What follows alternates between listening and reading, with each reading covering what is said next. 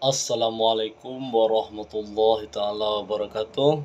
Welcome to back my channel Ibrahim Jambak Besati. Salam aju, salam piamani. Dusana aju dimanapun berada, baik itu di kampung ataupun di rantau, semoga selalu dalam lindungan Allah Subhanahu wa taala, badan sihat, rezeki murah, umur panjang, basarato amal yang salih. Ba'atu dun sana doa jo menditu kepakih dun sana sebaik-baik manusia, sebaik-baik hamba Allah ialah manusia yang dikaruniai umur panjang basarato amal yang soleh. Dan seburuk-buruk manusia adalah manusia yang diberi umur panjang tapi banyak melakukan perbuatan maksiat dan kejahatan. Itu manusia paling buruk dari dunia. Jadi doa aja untuk sana, untuk diri aja sendiri, semoga Allah memberi kita sadonyo umur panjang beserta amal yang soleh. Oke, nusana aja dimanapun berada, baik itu di kampung ataupun yang di rantau, akhir-akhir ko nusana ko masih berkaitan sama cerita-cerita horor yang Ajo alami dan cerita horor yang Ajo sendiri mendengarkan. Akhir-akhir ko banyak terjadi di kampung kita, teror dari makhluk halus, teror dari orang yang berilmu hitam seperti kiriman santet, tinggam, limau kiriman orang, banaspati bahasa Jawanya kan. Banaspati itu sejenis santet kelas atas. Kalau tidak salah aja sana waktu itu pernah aja nampak tuh. Waktu aja masih SMP kan mah pulang malam dari rumah kawan kan, lewat di kampung, lewat di jalan ketek di kampung. Jadi di atas rumah orang tuh puta-puta cahaya merah. Jadi aja berhenti cahaya ala tuh merah puta-puta dari atas salah seorang rumah penduduk kan. Jadi tekana ada aja pernah menjadi di TV kan. Kalau sejenis cahaya merah dan puta-puta dari rumah penduduk itu adalah sejenis banaspati, santet kelas tinggi kan. Atau seperti teror dari Palasi, kalau di Kalimantan namanya Kuyang gitu. Palasi itu sana termasuk orang yang menuntut ilmu hitam, ilmu sesat yang dilaknat oleh Allah Subhanahu wa taala. Bahwa dilaknat oleh Allah karena bersekutu dengan jin setan pilih, karena melakukan perjanjian dengan jin setan pilih. Kalau masa dulunya di sana aja dengar dari renggai aja mengko banyak.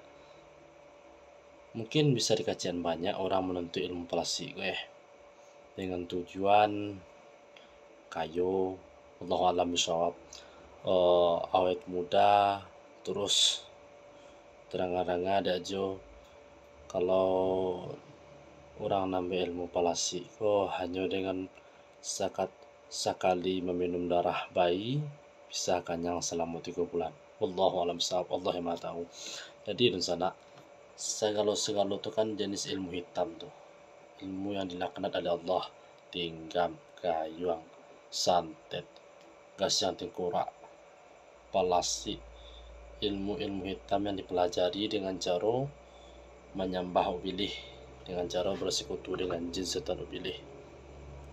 Jadi di sana aja dimanapun berada, dari dulu-dulu masa orang kayak gitu sampai zaman yang serba canggih seperti yang kita rasuan kini masih ada di antara umat manusia dan banyak bersekutu dengan jin setan pilih, menuntut ilmu-ilmu hitam, ilmu bisa meninggal orang, ilmu kasiang tengkorak mengasiang orang, ilmu palasi masih banyak zaman kini di sana.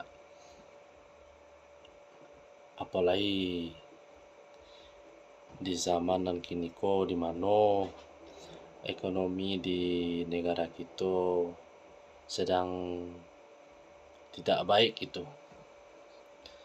Tidak baiknya ko de penyakit ko juga ya, de penyakit COVID-19 ko ya, mudah-mudahan negara kita cepat pulih. Mudah-mudahan penyakit COVID-19 ko capek dimusnahkan dan dihancurkan oleh Allah Subhanahu wa taala dan dosana-dosana kita dan karena penyakit itu semoga Allah angkat cobaan tu secapeknya gitu. Semoga cepat cegah, cepat sembuh. Jadi dosana ajo, sobat ajo dimanapun berada, baik itu di kampung ataupun yang di rantau. Kini ajo nio berbagi doa kepada dosana ajo. Doa supaya kita terhindar dari orang-orang yang mempunyai ilmu hitam tu. Supaya kita tidak mempan kita disantet, tidak mempan kita ditinggam, tidak mempan kita pokoknya dilindungi kita oleh Allah Subhanahu wa taala berkat doa aku gitu.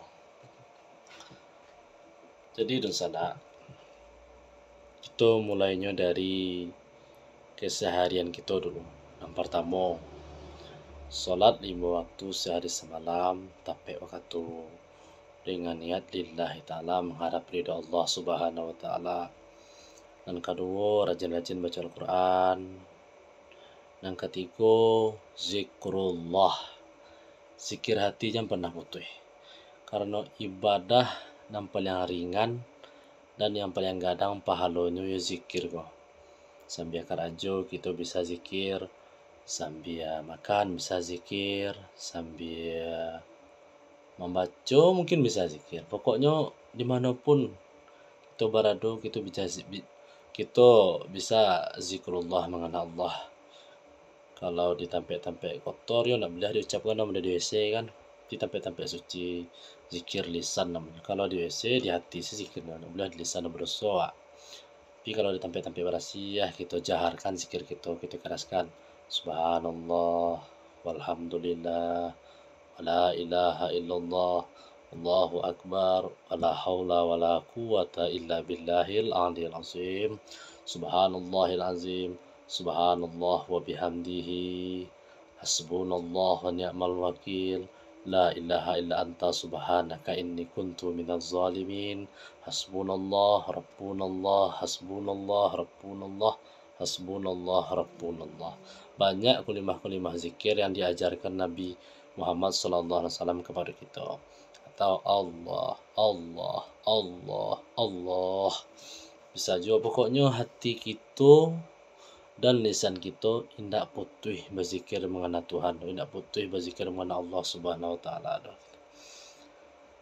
Jadi sana aja setelah kita zikir tidak putus-putus, baca Al-Quran, dirutinkan gitu, istiqomah, solat 5 waktu tapi waktu tidak dilalaikan doh gitu.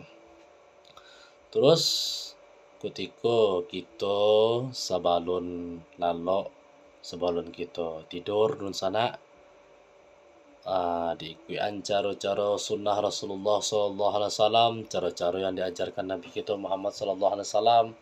Dan pertama kita berasiah dulu, cuci tangan, cuci kaki, langsung ambil wudu, gosok gigi dan sampai lupa.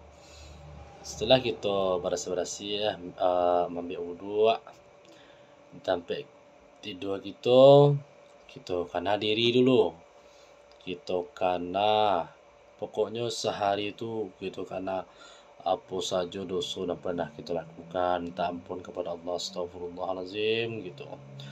Mohon kekuatan kepada Allah supaya kita bisa untuk terus berzikir mengingat Allah, supaya kita bisa terus kuat beribadah untuk taat kepada Allah dan dikuatkan iman kita, dijauhi dari pengaruh jin setan ubilih. Kita kana diri kita pulangan sadonyo ke Allah Subhanahu wa taala. Kita pulangan diri kita yakinkan dalam diri kita induk manungan bahwasanya pada diri kita kok ndak ada apa-apa doh. Segala sesuatu yang ada pada diri kita adalah milik Allah Subhanahu wa taala. mulut kita nan berbicara ko itu bicara dengan izin Allah, mata kita nan melihat ko melihat dengan izin Allah, pendengaran kita, gerak-gerik tubuh kita, kuasa kita, kehendak kita itu tu adalah dari Allah Subhanahu Wa Taala. Jadi kita pulaan kepada Allah balik. Bahasanya nak ada di kita je Allah ada. Yang ada hanyalah Allah. Allah Al-Hayat, Allah Maha Hidup, Allah Maha Tahu, Allah Maha Kuasa, Allah Maha Berkehendak, Allah Maha Melihat, Allah segala-galanya, Allah Al-Aziz. Jadi selanjutnya setelah kita mengenal diri, kita doakan kedua orang tua kita. Allahumma ghfirli zunubi wa liwalidayya warhamhuma kama rabbayani shaghira. Tidak lupa pula kita doakan saudara seiman kita. Allahumma ghfir lil muslimin wal muslimat wal mu'minin wal mu'minat al ahya'i minhum wal amwat fil barri wal bahri ya rabbal alamin.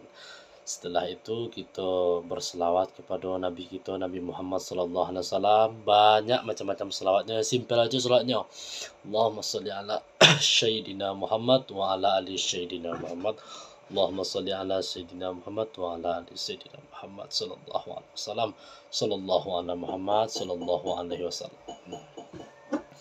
Seterusnya di sana kita baca surah Al-Fatihah. 3 kali, kita baca surah Al-Ikhlas, Qul huwallahu ahad 3 kali, kita baca surah Al-Falaq, Qul a'udzu birabbil falaq 3 kali, kita baca surah An-Nas, Qul a'udzu birabbin nas 3 kali. Selanjutnya kita baca ayat kursi, Allahu la ilaha illa huwal hayyul qayyum 3 kali. Setelah masing-masing dari ayat itu kita baca 3 kali, kita ambilkan ke telapak tangan kita. 3 kali pula.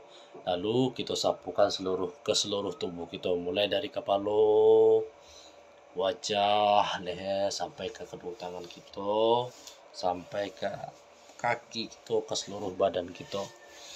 InsyaAllah dan sana aja dimanapun berada, sebaik aja dimanapun berada, dengan izin Allah Subhanahu Wa Taala, sampai kita terbangun besok pagi tidak akan ada gangguan dari makhluk yang berniat untuk mencelakakan kita. Tidak akan ada yang berani mengganggu kita, karena dengan izin Allah, berkah dari ayat suci Al-Quran yang kita baca tadi, Allah melindungi kita ketika kita sedang lalok. Dengan izin Allah, tubuh kita telah dipagari dengan ayat-ayat Allah Subhanahu Wa Taala gitu. Itu caranya di sana. Caranya supaya kita tidak mempan oleh tinggam, yang tangkurak, palasi, uang-uang yang dilaknat oleh Allah Subhanahu Wa Taala itu. Banyak ada orang mereka di sana. Jadi tugas kita rajin-rajinlah kita berlindung, memohon perlindungan kepada Allah Subhanahu Wa Taala. Sebab nak ada yang dapat melindungi kita selain Allah. Sungguh malanglah nasib dosana gitu nan lupa ke Allah, sembahyang pemalai, mengaji pemalai. Jadi kalau ada orang berniat jahat kenyo dengan bantuan jin setan iblis, tentu langsung mengkasih, langsung kanai nyo kan, langsung kanai ke badannya gitu di sana. Jadi kita selama hidup di dunia ko jangan pernah lupa ke Allah Subhanahu Wa Taala, selalu ingat kepada Allah Subhanahu Wa Taala gitu. Jadi di sana aja doakan pula aja untuk istiqomah dalam kebaikan, dan semoga di sana aja insyaallah istiqomah pula dalam kebaikan, mudah-mudahan insyaallah. Jadi di sana aja dimanapun berada, tadi itu aja berbagi ilmu kepada di sana, doa-doa dari guru-guru kita gitu, dari guru kita, sanadnya sampai ke Rasulullah sallallahu alaihi wasallam. Mudah-mudahan yang tadi itu bermanfaat untuk diri di sana aja, terutama untuk diri aja sendiri.